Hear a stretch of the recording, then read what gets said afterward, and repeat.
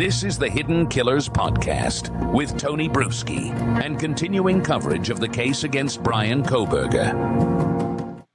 There's this fantasy we all like to believe that if something we really think might be wrong with our kid, we would know it, right? We would just spot on, boom, here's what we can do about it. Well, that's what a lot of people who don't have kids think. And even some people with kids think, especially if you've had an easy kid. But not all kids are easy, and there's a lot of you out there that know that. Some people would think the signals would be obvious, like flashing hazard lights. But what if they're not? What if they're subtle? What if they're odd enough to notice, but never quite loud enough to confront? Or you just don't know how to confront them because they're just that odd. And you talk to experts, and you talk to psychologists, and you talk to therapists, and you just kind of do what you think you can do. But at the end of the day, it's you versus a broken brain. What if by the time you do notice, it's already far, far too late?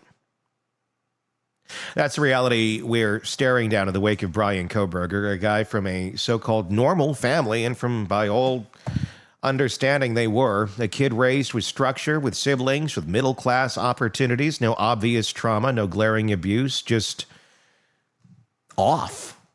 Socially disconnected, emotionally disconnected, psychologically drifting. And nobody really knew how bad it was until the bodies were cold. In this conversation, retired FBI Special Agent Jennifer Coffindaffer and I dig into that side of the story, the part that doesn't fit cleanly into criminal profiles, the part that starts long before a crime scene inside the silent corners of a child's mind. We're talking about the generational shift in parenting, about the kids who get lost between work, schedules, screen time, and the slow erosion of connection. And we ask a brutally honest question. What can you actually do when your kid just doesn't connect with the world the way others do?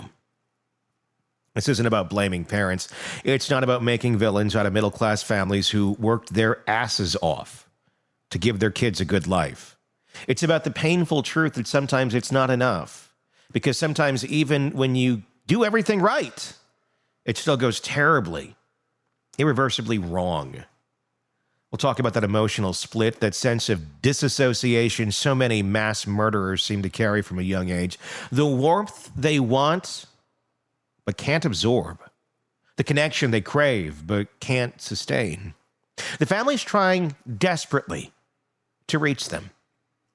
And the digital void that reaches back louder. And most of all, we talk about the sheer helplessness of spotting something that you can't actually fix. I want you to let me know what your thoughts are in the comment section on YouTube. If you're not already there, if you're listening to us on the podcast platforms, hit subscribe there, but do check out our YouTube channel. Just search Hidden Killers with Tony Bruschi to be part of that there, and then hit subscribe on YouTube as well. We want to hear your thoughts on this case. So I opened up the conversation with Jennifer by asking the question that haunts every parent, every teacher, every person who's ever seen a kid they just didn't quite understand. When a child disconnects from the world, when they don't show red flags, but the lights are clearly dimming, what the hell are we supposed to do? Yeah, it's, I think, such a difficult line, right? It's a difficult line. Ramsland actually talked about it very recently, how most of the people who go through her classes, they are fascinated, some even fixated on true crime, on murders, on that psychology of it. But the grand majority become prosecutors or in law enforcement. They don't become mass murderers or serial killers, right? Mm-hmm. So, that's the exact point you're saying. Mm-hmm. And I really think the only people that really know are the parents. Yeah. The people that are around them all the time. And sadly, I think we live in a world that switched over maybe after our generation of parents where, and I'm included in this, where you have parents that aren't at home, where you have both parents working to make ends meet, to try to provide a better life than they had for their kids. And then what you have are children that are completely starting at a very young age, unsupervised. If they are supervised, they're supervised by a babysitter. And the connection between the parents and the child has been lost in some ways. I really believe this. I'm in a huge social experiment myself with my family. My husband and I retired so that we could raise our youngest from the age of 6 on, walking him to the school bus, doing everything with him, right? He's 17 now. And then our other kids who we both had huge jobs, working a gazillion hours, 80 hours a week, traveling out of town, and had to entrust, certainly other than when they were at school, their care to a professional au pair or nanny. And right now that professional au pair and nanny are doing pretty good because both of those kids are fine. Yeah. You know what I mean? But you have to make that connection when you're there. That means every second you're there, you're with that kid, so your child, so they know how much they love you. And I think so many parents aren't like that. You look back at, for instance, the shooters in Littleton, Klebold and Harris. I mean, completely disassociated with their parents. You look at Bryan Kohberger, completely dissociated with his parents. All of these individuals seem dissociated with their parents. Bundy's mother, as I recall, was truly his sister. And he didn't find that out till later, right? His parents were really his grandparents, as I recall. So there is this disassociation, it seems, from a very early age with the predominant numbers of these people with their parents. Dahmer's another great example. I'm just touching on the ones that I've personally studied. Yeah. And that's so true because people, children, everyone wants to find some sort of acceptance, some sort of community, some sort of group that they belong to. It's what we do. And it seems when you have parents, and I'm not faulting it. I work my butt off. Luckily, I'm in my house, so I get to see my daughter all the time. But I'm always working. And there's tons of people who are always working because you got to make the ends meet. And I think sometimes, especially when you're out of the house, it can be hard to always be that person that's going to be there when they really need you because you only have so much energy and so much time as well. And it's easy to sometimes miss some of those places and pieces where the kids are really reaching out, not necessarily in an obvious way, for acceptance, for love, for attention, for that reassurance that things will be okay, to keep them on a track. But unfortunately, when that's not in existence, we go to this. And then we get online, and I'm holding up a phone if you're listening to the podcast. Or we go to the message board, or we go to whatever, social media. And obviously, Kohberger did exactly that. He wasn't finding that sort of warmth with his family. And I'm not faulting his family, because I don't think anyone could have shown him the warmth that he needed. I don't think his brain was capable of receiving it. But he was looking for it. He knew that he wanted it. He knew he had it at one point in time. And eventually, he found it online. And as far as we know, it started out with that message board, that community, talking about visual snow and other people going, yeah, I can recognize it. I can hear you there. And then that kind of began this path of looking at things differently, or finding a place of his voice being accepted, being able to say, I treat my dad like crap, and I don't know why.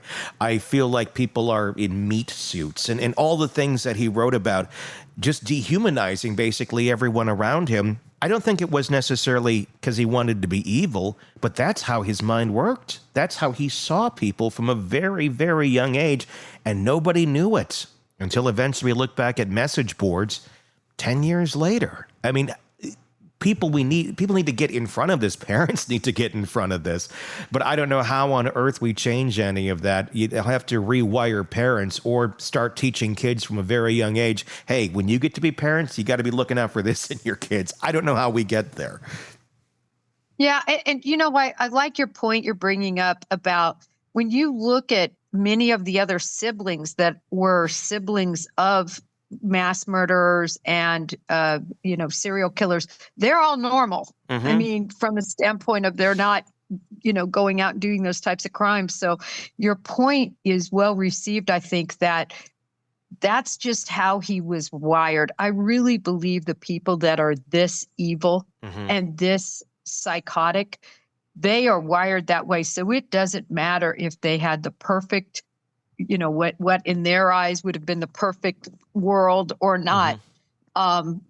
They would have likely ended up this way. That's how I believe. I'm not talking about those in the gang life as an example. That's a different world. Yeah. It's a different world, but they end up doing the same sort of things. They really become serial killers. Yeah.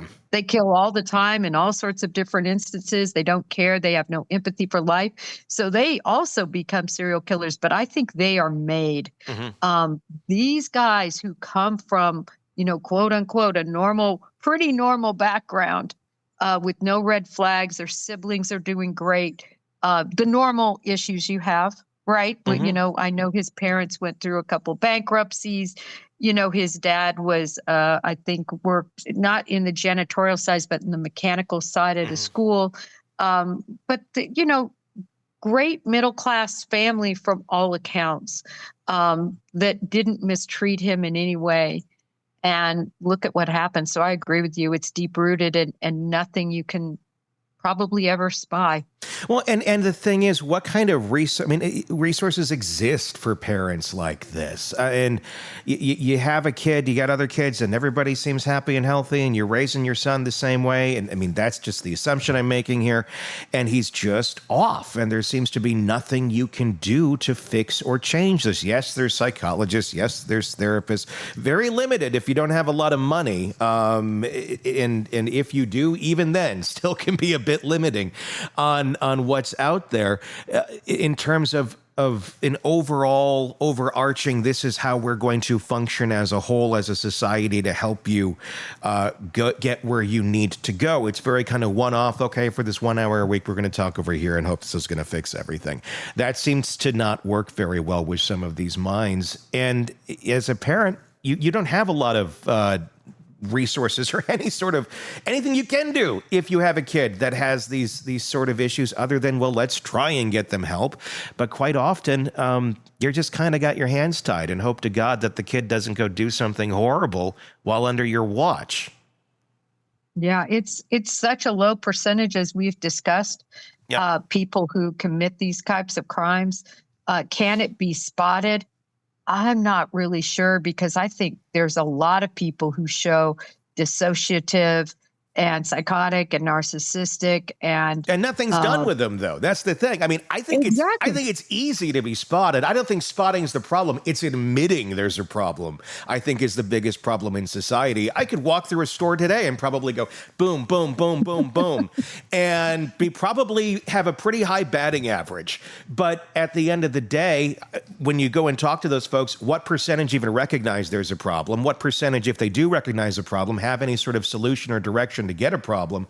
And how many have just kind of given up and said, well, that's who I am? I think those are probably the three main responses you'll get, and a lot of hopelessness and helplessness out there in society until things get really bad. We only talk about the ones that go and kill a bunch of people. We don't talk about necessarily the ones who are making life a living hell for themselves and everyone else, until people die or go off and get into other horrible things that are more so kind of one-offs and kind of not necessarily a direct factor of that sort of behavior, but more so an indirect factor of that behavior and the unhealthy way of living which so many people are living in. Yeah, no, you're right, Tony. But I guess what I'm saying is, of all those people, of the millions of people likely that have these issues that we're discussing, almost none decide to, shoot up a school or become a serial killer. So that's the issue, right? In other words, they're living this horrible existence, and the people around them are having to tolerate it or to put up with it. But because it never usually gets out of control from that standpoint of the physical violence, it's sort of ignored, and then it just carries on. So here's where we're left, staring straight into the uncomfortable gray space between something felt off and he murdered 4 people. Because if there's one thing this conversation makes clear, it's that Bryan Kohberger didn't spring out of nowhere. He didn't just snap. This wasn't some last-minute descent into darkness. This was a slow, methodical unraveling. And while no one could have predicted the exact outcome, the disconnection, the emotional void, it was there for years. Maybe forever. Jennifer hit the nerve perfectly. This isn't about the 1% who go on to commit atrocities. It's about the millions living in emotional purgatory, trapped inside their own psychological static. They won't all become killers. Most won't. But that doesn't mean they're okay. That doesn't mean the people around them are okay. And it sure as hell doesn't mean we should ignore the ticking clock just because it hasn't gone off yet. What really struck with me here was the idea that spotting the problem isn't actually the issue. We do see it. We just don't know what to do with it. The resources barely exist. The access to help, expensive, limited, underdeveloped. And the denial, widespread. Parents, school systems. We all like to believe it's just a phase. He's just quirky. It's a little off. I was a little off too. It's okay. Until it's not. And then we ask how it happened, when the truth is it was happening right in front of us the whole damn time. This isn't about panic. It's about presence. It's about being close enough to notice when something's not landing right. And being honest enough to say, this might be more than I can handle alone. Because the next Kohberger, he's not wearing a villain cape. He's in a group chat. He's in a high school hallway. He's sitting alone in the cafeteria, stewing in resentment and confusion. And if no one sees him, really sees him, he's going to look for someone who does. Even if that someone is a message board full of rage and narcissism and nihilism. So where does that leave us? Hopefully, just a little more awake. A little more willing to act before the obituary. Because until we build a world where we take these quiet, broken signals seriously, not just after the crime, but before the crash, we'll keep having these conversations. And as much as I appreciate you being here for this one, I'd like a future where we don't have to keep having them. Not like this, anyway. Tell me your thoughts in the comment section on YouTube.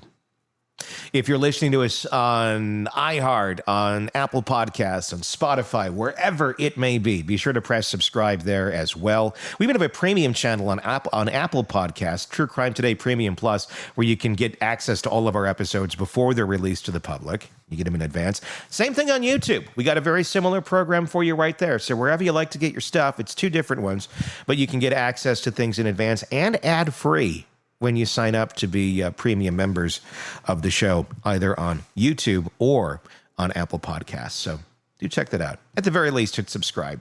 Okay? Appreciate all of that. Thank you guys so much. We'll talk again very, very soon. Want true crime coverage all day, every day? Press subscribe now to the Hidden Killers podcast and True Crime Today and get the latest cases delivered right to your feed.